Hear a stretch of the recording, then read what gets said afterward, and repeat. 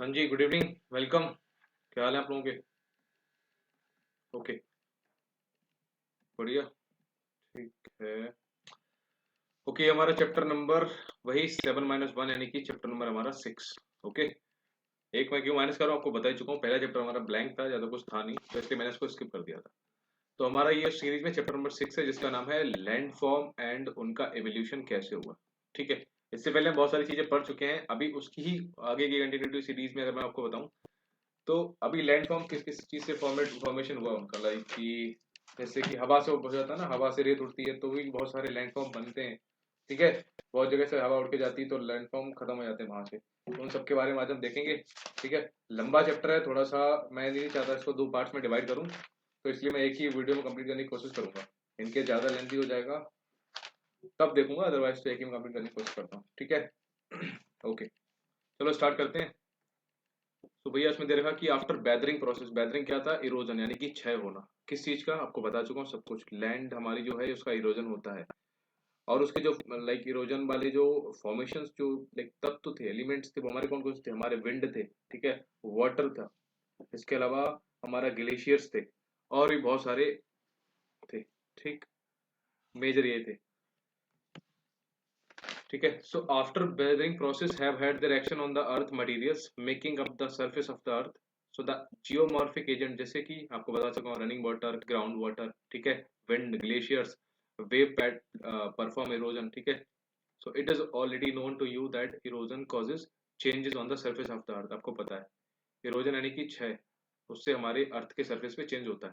सो deposition follows erosion. अब देखो कहीं ना कहीं से अगर कोई चीज इरोड हो रही है, अगर वहां से हट रही है, तो there must be a place जहां पर ये जाके जमा हो रही होगी। ठीक है, सो डिपोजिशन फॉलो करता है किसको? इरोजन को, क्योंकि आफ्टर इरोजन वो चीज कहीं ना कहीं जाके डिपॉजिट हो रही होगी। And because of deposition too, यानी कि दोनों एक दूसरे पे डिपेंडेंट है। Okay, so changes occur on the surface of the earth. So at this chapter we will dealing with this in landform and their evolution. ठीक,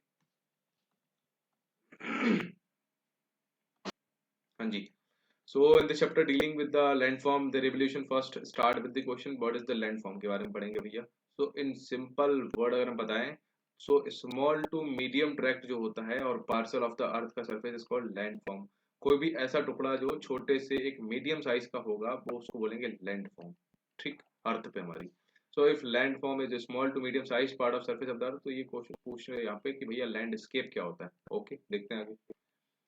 several related landforms together make us landscapes. ठीक है, मतलब बहुत सारे जब landform मिल जाते हैं, several मिलके बनाते हैं landscapes. So large tract of earth surface इसको बोलते हैं, क्योंकि हमारे लैंडफॉर्म में क्या है, एक छोटा सा टुकड़ा भी आ सकता है, ओके, स्मॉल टू मीडियम में। लेकिन लैंडस्केप में क्या होता है, उसी टाइप के बहुत सारे लैंडफॉर्म मिलते हैं तो बनता है लैंडस्केप, जिसको बोलते हैं लार्ज ट्रैक्ट ऑफ अर्थ के सरफेस का एक बड़ा टुकड़ा। Okay, so each landform has its own physical shape, obviously उसका एक साइज होगा, एक मटेरियल से बना होगा, and is result of the action of the certain geomorphic process, और वो किसी न किसी प्रोसेस के थ्रू बना होगा। ठीक है, अभी वो क्या होंगे वो देखेंगे, और एजेंट के थ्रू। ठीक, so actions of most of the geomorphic process and agents are slow होते हैं ऑब्वियसली। ठीक, ये चीजें बहुत स्लो होती हैं, प्रोसेस जो है कि एक जगह से लाइक राजस्थान में जो हमारा रेगिस्तान डेजर्ट है, वहां से रेत एक जगह से उड़ गई और दूसरी जगह जाके ड्यून बना दिया पूरा। एक जगह पे जहां से लाइक उड़ जाती है ना, तो गड्ढा वहां पे लेक टाइप का बना देगी, और दूसरी जगह एक पहाड़ टाइप का बना देगी। तो ये चीजें बहुत स्लो प्रोसेस है। Okay, and hence the results take a long time to take shape. So every landform has a beginning. Okay, landforms once formed may change in their shape. अगर लैंडफॉर्म बन गया तो हो सकता है उसका शेप बदल जाए टाइम के अकॉर्डिंगली, उसका साइज बदल जाए, उसका नेचर भी बदल जाए स्लोली या फिर fastly, due to continued action of geomorphic process, या फिर जो भी एजेंट्स हैं वो उस पर डिपेंड करता है। ठीक, तो due to changes in climatic conditions, अब क्लाइमेटिक कंडीशंस में जब चेंज होता है, एंड वर्टिकल और horizontal movements of land masses, आपको पता चुका ना कि लैंड मास जो हमारी होती है लेफ्ट टू राइट मूव हो सकती है। ठीक है, एक दूसरे से अलग जा सकती हैं, एक दूसरे की तरफ आ सकती हैं, या फिर ऊपर और नीचे भी इनका क्या हो सकता है, मूवमेंट हो सकता है ना। तो ये सारे मूवमेंट के बता रहा है। Either the intensity of process or the process themselves might change leading to new modification in the landform। तो लैंडफॉर्म में चेंजेस इन सारे कारणों से हो सकता है। इवोल्यूशन की बात करते हैं, तो इवोल्यूशन हेयर इम्प्लाई करता है स्टेज ऑफ ट्रांसफॉर्मेशन, किस चीज का? Of either a part of, यहाँ पे क्या लिखा हुआ है, जस्ट अ सेकंड, हाँ, a part of earth surface from one landform into another or transformation of individual landform after they are once formed. तो ये बस कहानी है कि बस चेंज किसमें कैसे हो सकता है एक टुकड़े में चेंज हो सकता है एक बड़े से प्लेटफॉर्म में चेंज हो, ये सारा स्लो चेंज होगा। ओके, और फास्ट भी हो सकता है, वो टोटल किस पर डिपेंड करता है। जस्ट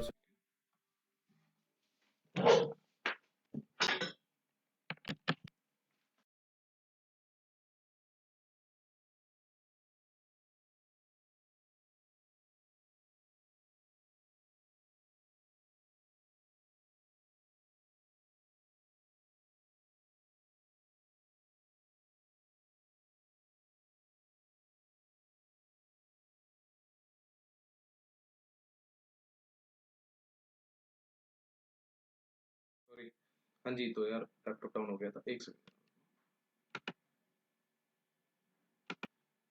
हाँ जी, सो इसका मतलब क्या होता है, that means each and every landform has a history of development, okay, and changes through time. ये बेसिक कहानी आप समझ ही रहे होगे इस चीज को। So a land mass pass through stage of development somewhat comparable to the stage of life, youth, फिर मैच्योर हो जाते हैं हम लोग, फिर बूढ़े हो जाते हैं।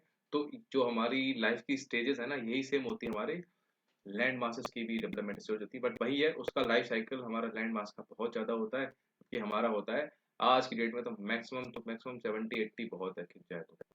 ओके, अदरवाइज 60 के समथिंग लोग निपट जाते हैं। ओके, अब बात करते हैं एक एक जो भी एजेंट था उनके बारे में। तो सबसे पहला एजेंट हमारा रनिंग वाटर। ओके, तो वाटर है तो उसको हम ब्लू से पढ़ेंगे, तो राइट। चलो,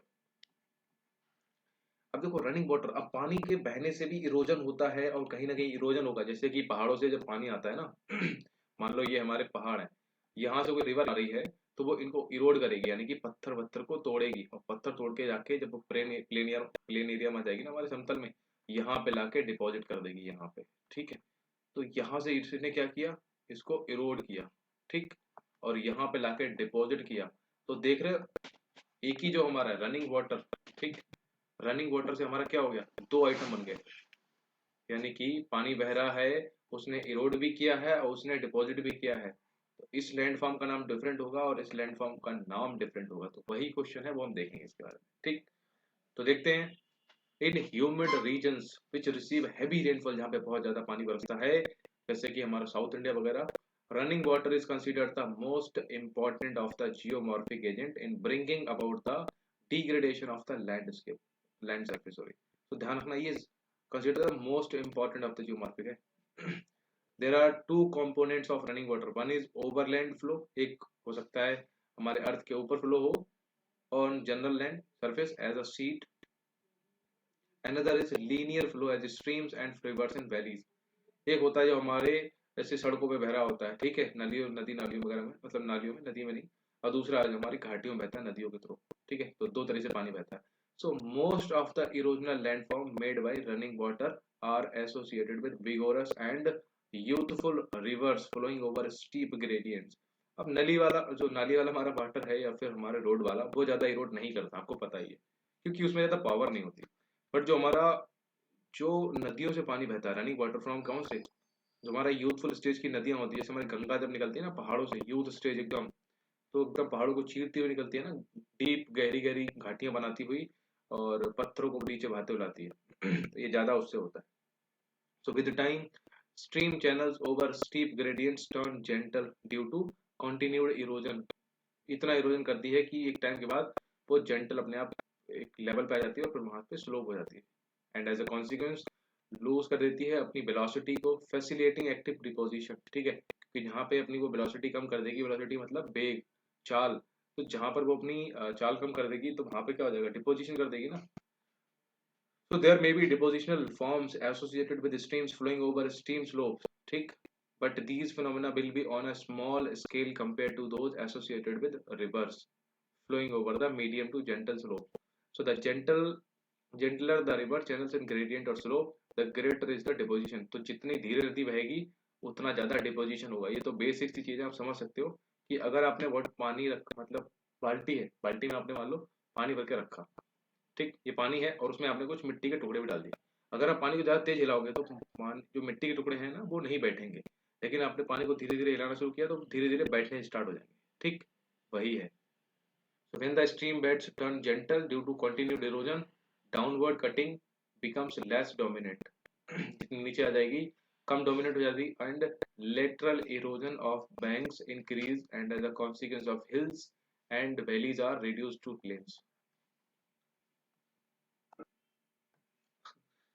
ठीक है। सो ओवरलैंड फ्लो कॉज शीत इरोजन। अब देखो ये लिख लेना आप, ठीक है। ओवरलैंड फ्लो जो होता है हमारा, मतलब अगर नदी नालियों में पानी, नदी छोड़ो, नाली में या फिर सड़क पे जो पानी बहता है उससे होता है हमारा सीट का इरोजन, यानी कि अपर लेवल का इरोजन, हल्का हल्का। ठीक, depending upon irregularities of the land surface. अगर ज्यादा उबड़ खाबड़ है तो ज्यादा इरोजन होगा, और सरफेस प्लेन है तो कम इरोजन होगा। ठीक, the overland flow may concentrate into narrow to wide paths, ठीक, because of the sheer friction of the column of flowing water. Minor या फिर major quantities of materials from the surface of the land are removed in the direction of flow, and gradually small and narrow rills will form.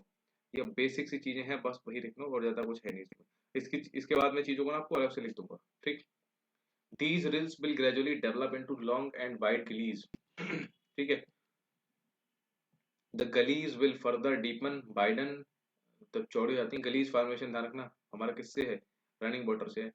widen, lengthen and unite to give rise to a network of valleys. तो पहले गली बनती है और फिर valley बनती है। ठीक, okay. So in the early stages down cutting dominate करता है, during which irregularities such as जैसे हमारे के वाटरफॉल हो गए, ठीक, कास्केड्स हो गए, will be removed. So in the middle stage streams cut कर देती हैं देयर बेड्स को, स्लोअर को, and lateral erosion of valley sides become severe. बहुत बुरी तरह से हमारा वैली इरोड होती हैं, and gradually the valley sides are reduced to lower and lower slopes.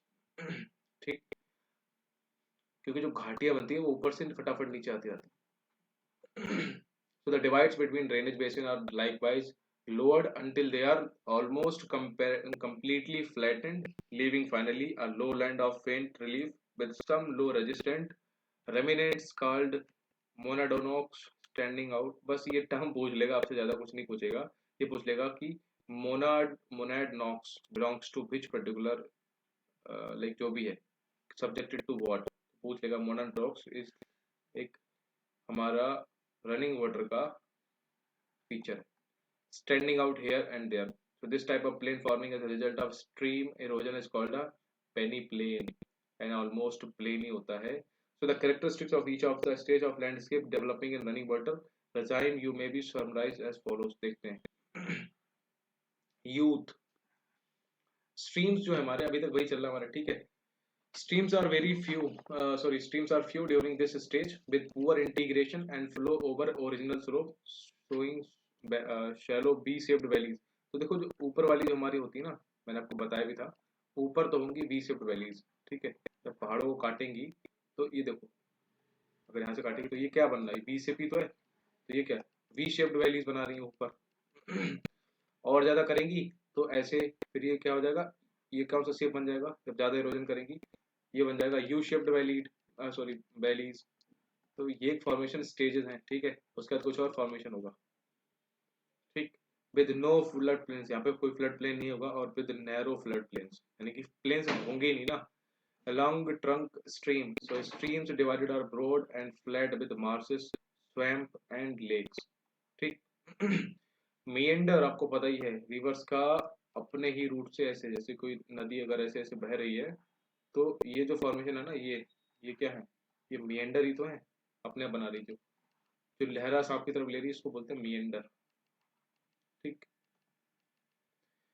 meander present develop over these broad upland surface, so these meanders may eventually entrench themselves into the upland.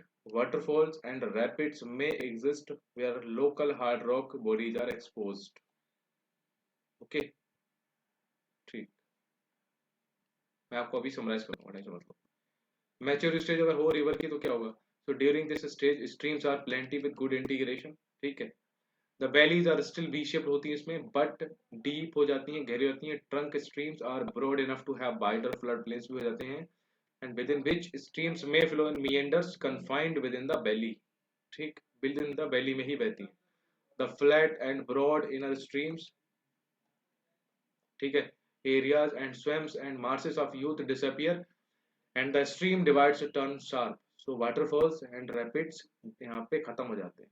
Okay, okay. Last stage है old stage. ठीक है. तो अब old stage की बात करते हैं. That is the third stage of a river. तो स्मॉलर ट्रिब्यूटरी जो होती है ना during old age are few with gentle gradients, मतलब बहुत हल्का ग्रेडियंट बसता है. Streams meander freely over vast flood plains, क्योंकि जब ये मिलने वाली होती है ना हमारे समंदर से, तो ये हमारा बेस्ट क्वेश्चन मान लो. तो यहाँ से मान लो हमारी गोदावरी निकली है महाराष्ट्र के नासिक से, ऐसे बह रही है. यहाँ पर जो हमारा ये होगा ना कोस्टल एरिया, यहाँ पे इतना बास्ट होता है कि ये बहुत छोटी मोटी मतलब बहुत धाराओं में बट जाती है, तब जाके कहाँ जाती है हमारे ये बे ऑफ बंगाल में मिलती है. ठीक. ओके. ठीक है. तो streams meander freely over fast vast flood plains showing natural levees. ठीक है. ये लेवीज एक टर्म है, मैं आपको अभी समराइज कर दूंगा. ऑक्सबो लेक्स बनाती हैं.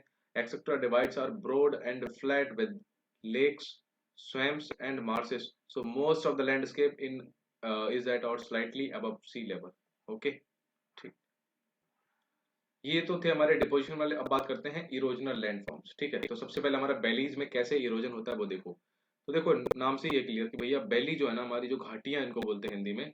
तो बेलीज स्टार्ट कहाँ से होती हैं? एज स्मॉल, पतली होती हैं, सॉरी छोटी और नैरो रील्स में होती हैं. The rills will gradually develop into long and wide गलीज.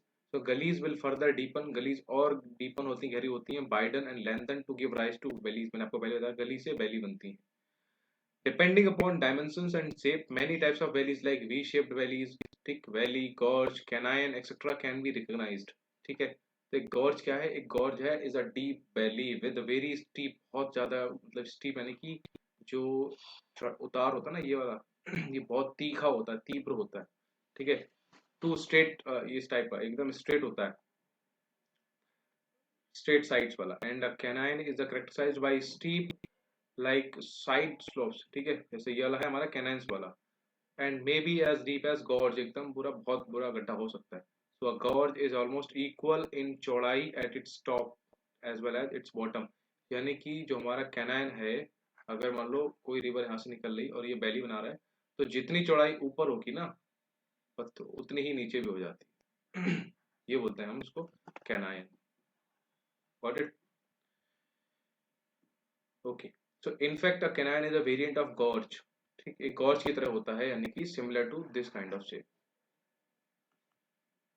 So valley type depends upon the type and the structure of rocks in which they form. For example, canyons commonly form in horizontal bedded sedimentary rocks and gorge form in hard rocks. ध्यान रखना. Sedimentary rocks कौन सी type की थी? एक थी igneous, थी metamorphic, sorry igneous के बाद थी हमारी sedimentary और तीसरी थी हमारी metamorphic. Remember anything? तो सेकेंडरी जो हमारी रॉक्स थी वो थी हमारी sedimentary rocks. Okay. Potholes and plunge pools के बारे में देखते हैं. तो भैया ओवर द रॉकी बेड्स यानी कि हमारे पत्थरों के ऊपर of hill streams more or less circular depression called potholes. ठीक. Form because of stream erosion aided by the abrasion of rock fragments. ठीक है. So potholes and plunge pools में क्या होता है हमारा रॉकी वेट्स होते हैं हमारे हिल स्ट्रीम्स, जो कि आपको पता है हिल मतलब पहाड़ियों की जो धाराएं होती हैं. ठीक है. मोर or less circular depression called pathos उन्हीं को बोलते हैं जो हमारे पहाड़ों पे जो छोटी मोटी धाराएं होती हैं. Form because of stream erosion, क्योंकि आपको पता है जब भी पहाड़ों से पानी गिरेगा तो कुछ ना कुछ इरोड करेगा. ठीक है. तो आपको पता ही होगा. Aided by the abrasion of rock fragments. ठीक. So once a small and अभी देखते हैं. ये देखो ये जो है ना आपको शेप बताया था मैंने, जितना नीचे चौड़ाई है उतनी ही ऊपर है. तो इसको उसमें हमने क्या बोला था यू शेप्ड. यू शेप वाला फील आता है ना उसमें. ये देखो गॉर्ज फॉर्म में. ठीक है. उसको गॉर्ज भी बोलते हैं यू शेप वाले को. जितनी चौड़ाई नीचे उतनी ऊपर है. So the valley of Kaveri river near Hogenakkal Dharmapuri district Tamil Nadu का है ये. तो वहाँ पे गॉर्ज फॉर्मेशन. और ये देखो जो मैंने आपको बताया था आपका रिवर का जो होता है ना मिएंडर. ठीक है. तो ये मिएंडर का है. कोलोराडो रिवर कहाँ है, यूएसए में बहती है, तो उसी वो मेन ड्रेस बनाती है, क्या मस्त घाटियां बनाती है। ओके चलो। एंड शैलो डिप्रेशन फॉर्म करते हैं pebbles and boulders get collected in those depressions and got rotated by flowing water, and consequently the depressions grow in dimension. So a series of such depressions eventually join करती है and the stream valley gets deepened and at the foot of what, at the foot of waterfall also large pathholes quite deep and wide form because of the sheer impact of water and rotation of boulders. Such large and deep holes at the base of waterfalls are called plunge hole. Okay तो अभी तक हम जो बातें कर रहे हैं सिर्फ और सिर्फ डिपोजिशन और उनकी बातें कर रहे हैं ठीक है। वाटरफॉल से जो भी है इन सब के बारे में हम एक, जब मैं लास्ट में पढ़ाऊंगा आपको तब मैं उसमें आपको ये कंक्लूड कर दूंगा, ठीक है, टेंशन मत लो, जो आपके लिए इंपॉर्टेंट है वो मैं आपको बता दूंगा। ओके, इंसाइज्ड या फिर इंट्रेंच्ड meanders, तो इनको बोलते हैं इन streams that flow rapidly over steep gradients normally erosion is concentrated on the bottom of the stream. आपको पता ही है तो इरोजन कहाँ पे खत्म हो जाता है, bottom of the stream channel, ठीक है। तो also in the case of steep gradient streams, ठीक। So lateral erosion on the sides of the valleys is not much when compared to the streams flowing on low and gentle slopes, ठीक, erosion इधर कम होता है। So because of active lateral erosion, streams flowing over gentle slopes develop करती हैं sinus और मिएंडरिंग courses, आपको पता है ना, क्योंकि वो मिएंडर ज्यादा करती हैं। अगर उनको प्लेन एरिया मिल गया, अगर उनको सीधे वैली मिल गई तो यहाँ से तो उनको पानी सीधे आ जाएगा, लेकिन अगर यही जितनी हाइट यहाँ पे वही हाइट अगर इधर भी रहती इसी हाइट की तो पानी ऐसे ऐसे करके आता, ठीक है। तो ये जो फॉर्मेशन होता है ना ये मिएंडर बनाता है ठीक है। Common to find meandering courses over flood plains, ये आपको जहाँ पे बाढ़ आती है ना, वहाँ पे पानी इधर उधर बह जाता है ना, आपने देखा होगा गाँव में, ये रिवर बह रही है मान लो हल्के हल्के, जब पानी बाढ़ आ जाती है तो पानी कहाँ बहता है हमें खुद नहीं पता, ठीक है। And delta plains where streams gradients are very gentle, ठीक। So but very deep and wide meanders can also be found cut in hard rocks, क्योंकि जो चौड़े चौड़े meanders होते हैं वो हो सकता है बहुत बड़े बड़े पत्थरों को काट दे। सो सच meanders आर कॉल्ड इंसाइज्ड या फिर entrenched meanders। कौन से वाले, जो बड़े बहुत चौड़े होते हैं, ठीक। ओके, अब रिवर टेरेसेस की बात करते हैं, रिवर की भी छतें बनती है भैया, तो देखते हैं। So river terraces are surface marking old valley flora or floodplain levels. They may be bedrock surface without any alluvial cover or alluvial terrace consisting of stream deposits. River terrace are basically products of erosion, ठीक है। जो river की छतें बनती है वो because of erosion बनती है, कैसे, as they result due to vertical erosion by the stream into its own depositional floodplain। इन्हीं के ही डिपोजिशन floodplain होता है, उसी में ही ये वर्टिकली जो उठते हैं तो इनका बनता है वर्टिकल इरोजन बोलते हैं उसको। So there can be a number of such terraces at the different heights indicating former river bed levels. So the river terrace may occur at the same elevation, हो सकता है same height पे हो, on either side of the rivers, in which case they are called paired terraces.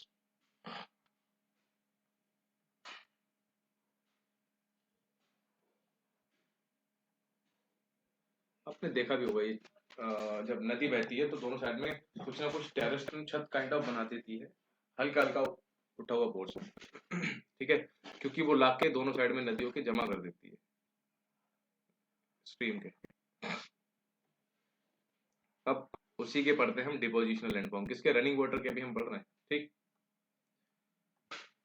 तो सबसे पहला है alluvial fans, okay, नाम इंपॉर्टेंट है, बाकी तो डिटेल पढ़ लो ना पढ़ लो एक ही बात है। So alluvial fans are formed when streaming flowing from higher levels break into foot slope plains of low gradient। तो ऊपर से नीचे आती है और टूट जाती है दो चार धारों में। So normally very coarse load is carried by stream flowing। आपको पता है ऊपर तो बहुत ज्यादा कोर्स होगा, आपको लोड ज्यादा होता है by streams flowing over mountain slopes, ठीक है। So this load becomes too heavy for the streams, क्योंकि ये लोड बहुत ज्यादा हो जाता है, to be carried over gentle gradients तक पहुंचाना, and gets dumped and spread as a broad low to high one shaped deposit called alluvial fan। तो ये पंखा नोवा संरचना हो जाता है कि मान लो हमारा ये पहाड़ है, यहाँ पे ये घाटी है ना, यहाँ से रिवर बह रही तो ऊपर से तो बहुत ज्यादा डिपोजिशन लेके आएगी, लेकिन जब ये फ्लड मतलब प्लेन एरिया में आएगी ना, यूपी बिहार वाले एरिया में आते आते क्या हो जाता है, बहुत लोड आता है ना तो धीरे धीरे छोड़ते हुए आ जाते हैं उसको, ठीक है। फिर जो ऐसे ऐसे जो शेप बनाएगी ना, जो उसको डंप करेगी तो शेप बन जाता है। ठीक, थोड़ा सा hectic हो गया ऐसे, यहाँ से देखो ये रिवर आ रही, कुछ इधर छोड़ा कुछ इधर छोड़ेगी, ठीक है। तो ये एक फैन नुमा संरचना बन जाती है, तो उसको बोलते हैं एलुवियल फैन। क्यों एलुवियल क्यों बोलते हैं? क्योंकि एलुवियल ही तो मिट्टी है जो आपको वहां मिलेगी। आपको पता है ना एलुवियल दो टाइप की होती है, एक होती है भांगड़, हमको पहले बताया भी था, और एक होती है खादड़। हो सकता है पूछ ले इस बार, इसमें से ज्यादा फर्टाइल कौन सी होती है? खादड़। ये हर साल नहीं होती है, भांगड़ थोड़ी सी कम फर्टाइल होती है। ठीक, okay. So usually the streams which flow over fans are not confined to their original channels, क्योंकि जो फैन के ऊपर बहेंगी वो अपने चैनल में नहीं होंगी for long and shift their position across the fan forming many channels called distributaries। तो उन्हीं से बन जाती हैं डिस्ट्रीब्यूटरी, जहां से नदियां अपने अपनी मतलब एक रिवर ये बह रही है और दूसरी तरफ बढ़ जाएंगी। तो alluvial fans in humid areas generally क्या शो करते हैं? Low cones with gentle slope from head to toe. ठीक, ये देखो ये वाला है ना, ये ऊपर से नदी आई बहते हुए और यहाँ पे बिछा दिया। क्या मस्त सीन है यार। An alluvial fan deposited by a hill stream on the bay of Amarnath, Jammu and Kashmir. देख रहे हो? ठीक है। So low cones with gentle slope from head to toe and they appear as high cones with steep slope in arid and semi-arid climate में। Okay, next जो deposition feature है that is delta. आपको पता है deposit करती है नदी delta. So deltas are like alluvial fans and but develop at a different location. ये कहाँ होते हैं डेवलप? आपको पता है समुद्र के किनारे। So the load carried by the rivers is dumped and spread into the sea. If this load is not carried away far into the sea or distributed along the coast, so it spreads, फैल जाता है and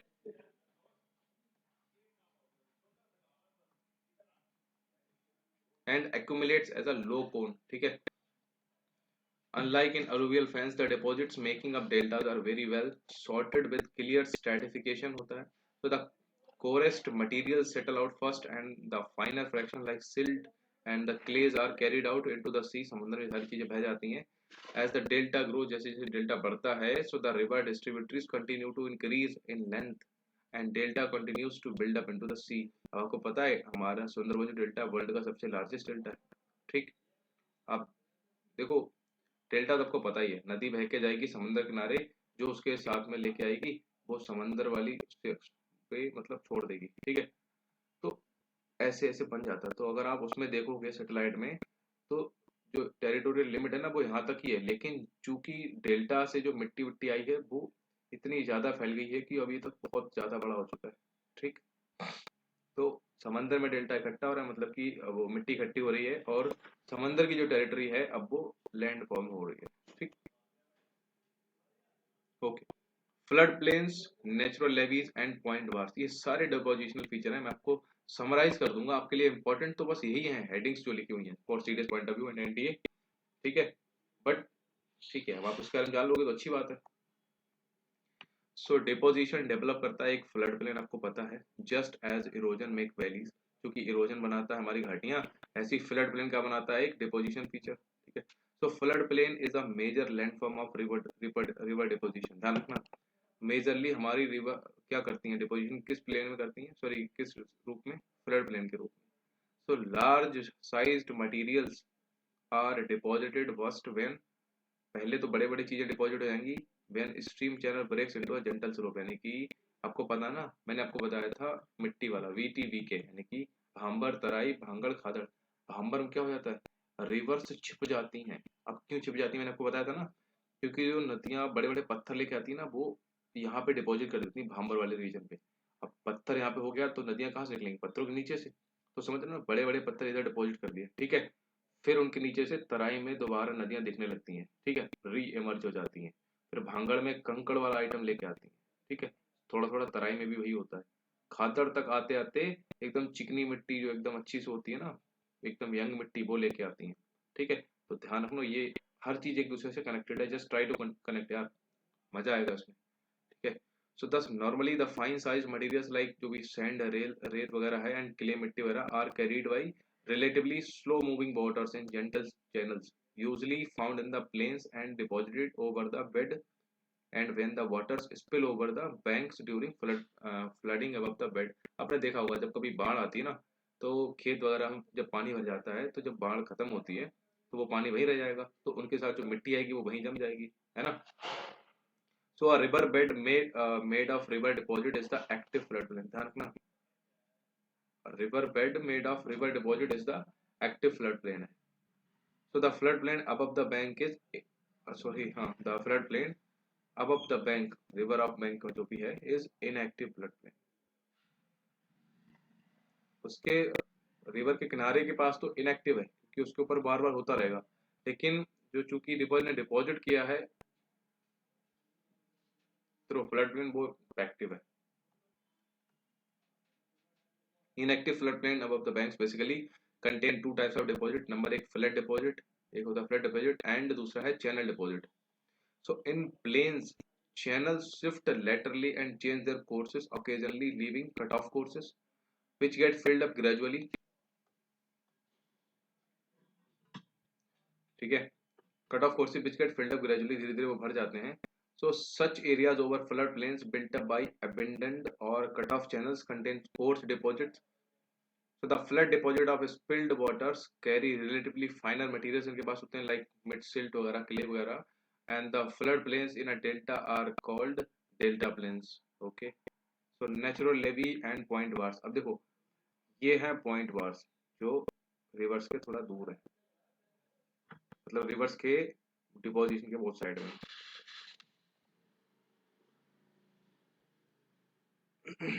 और ये है natural levies जो river के just पास में। और फ्लड प्लेन तो आपको पता है जो एरिया है ना, फ्लड प्लेन मतलब तो दूर।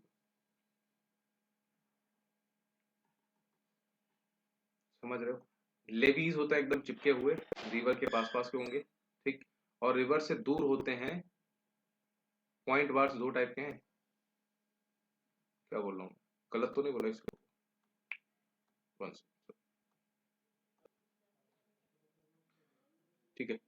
ये हैं हमारे पॉइंट वार्स, ठीक है, जो दो मीएंडर्स के बीच में एक्चुअली। देखो ये रिवर एक मीएंडर बना रही है, इधर एक मीएंडर है, तो मीएंडर्स के बीच में होता है पॉइंट वार्स, ठीक। और नेचुरल लिबी है किनारे, मतलब बिसाइड द रिवर जो भी हमारा बह रही है। और फ्लड प्लेन तो जो दूर का इलाका है उसमें।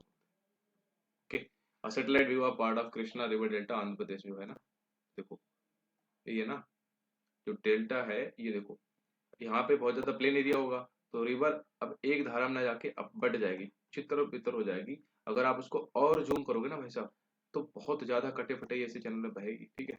और ये जो दिख रहा है ना आपको थोड़ा शैडो शैडो रीजन, ये मिट्टी है, कुछ टाइम के बाद जैसा ये है ना इधर, ऐसा इधर बन जाएगा, और जो ये वाला है वो इधर आ जाएगा, ठीक है। तो ये डिपोजिशन कंटिन्यू चल रहा है साल दर साल, ठीक। अब बात करते हैं natural levees and point bars में ही, अभी कंटिन्यू करते हैं। Are some of the important landform, ठीक है, found associated with flood plains, natural levees and point bars, ध्यान रखना। Natural levees are found along the bank of rivers, आपको बताइए नदियों के किनारे मिलते हैं। They are low linear and parallel ridges of coarse deposit along the bank of river, quite often cut into individual mounds. Point bars are also known as meander bars, है ना। meanders bars क्यों बोलते हैं, क्योंकि वो meanders के बीच में, so they are found on the concave side of meanders of large rivers, and the sediments deposited in a linear fashion by flowing waters along the bank. So they are almost uniform in profile and in चौड़ाई and contain mixed size of sediment. ध्यान रखना, हमारे जो meander bar है ना, यही होते हैं हमारे mixed size of sediment, इनमें मिला होता है।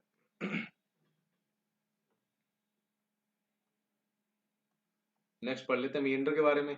सो in large flood and delta plains rivers rarely flow in straight line, ठीक है।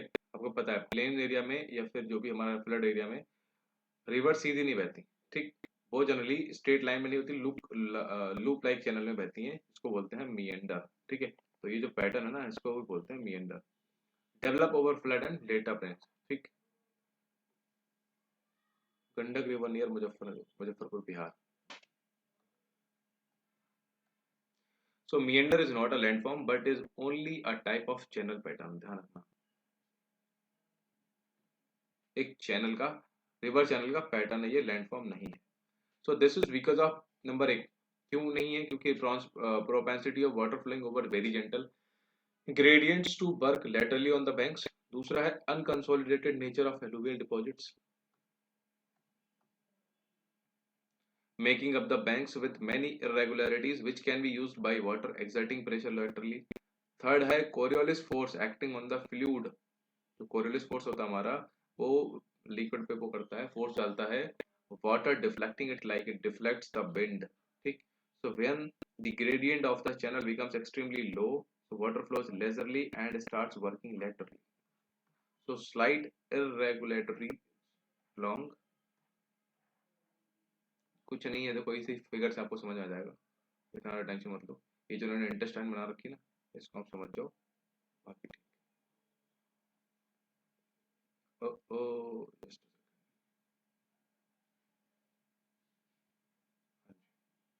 देखो ये रिवर का एक चैनल फ्लो है, ठीक है यार, जल्दी, बहुत टाइम हो गया ऑलरेडी, 37 मिनट, सॉरी। तो जा, इसको पॉज कर दो, हो गया। हाँ, तो ये है स्लिप ऑफ बैंक, ये पॉइंट बार आपको पता ही था, ठीक। तो ये सारे स्लिप ऑफ बैंक होंगे, पॉइंट बार होंगे, ये लेफ्ट बैंक है और ये राइट बैंक, यानी कि इधर फ्लो, ठीक है। इन्फ्लेक्शन पॉइंट भी इसी से रिलेटेड है। ऑक्सबो लेक्स, यस, कभी ये रिवर ऐसी बह रही होगी, लेकिन कुछ टाइम बाद डिपोजिशन इतना हो गया यहाँ पर कि यहाँ पे इतना कटा हो गया, इधर से ये काट रही थी, इधर से काट रही थी, ये काट रही थी, ऐसे ऐसे, तो ये डायरेक्टली मिल गया और इधर वाला ये कट ऑफ हो गया। तो जो कट ऑफ हो जाता है, इससे बन जाता है हमारा ऑक्सबो लेक। ठीक, ये देखो, समझ गए?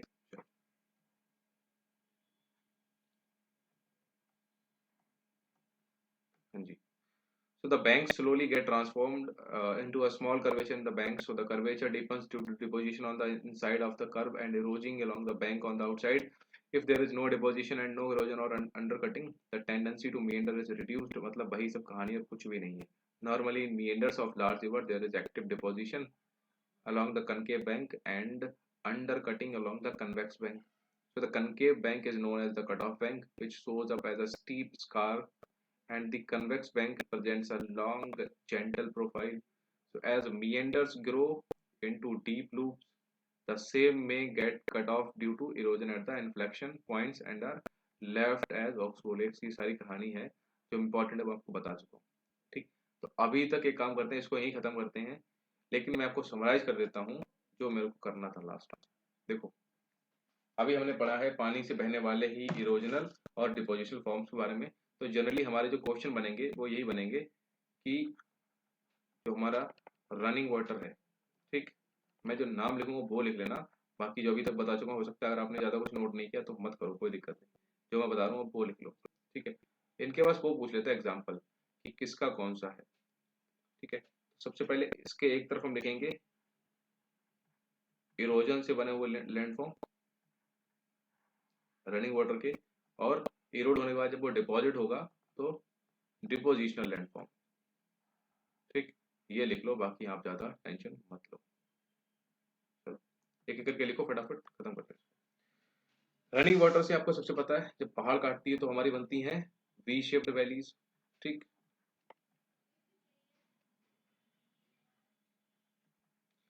यही वी शेप वैलीज अगर कंटिन्यू डीपली हो जाए तो फिर ऐसे बन जाएंगी यू शेप्ड वैलीज। ठीक, आपको पता ही है। इरोजन का एक फॉर्मेशन है कैनाइन, उसको बोलते हैं, ठीक है, हमारे यूएसए में ग्रेट कैनाइन। ठीक, इरोजन से ही हमारा वाटरफॉल बनता है।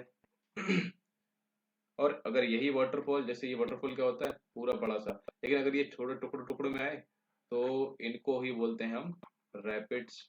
ठीक है, अगर आपने कभी रिवर राफ्टिंग की होगी तो आपने रैपिड्स वगैरह देखे होंगे उसमें। ठीक, ओके, इसी में हमारे प्लंजेस बनते हैं,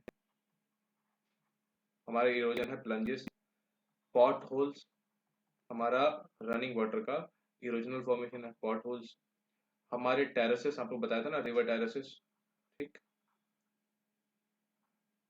इसके बाद अगर हम आपको बताएं गली और रिल्स दोनों के बारे में बताया था। गली या रिल्स, अगर मैं उनको, अगर आपको डिफरेंशिएट करूं तो गली जनरली क्या होती हैं, ये बड़ी बड़ी दरारें होती हैं, ठीक है, लार्ज चैनल्स होते हैं, बड़ी दरारें होती हैं। और ये होती है स्मॉल दरारें, क्योंकि गली होती हैं, सॉरी,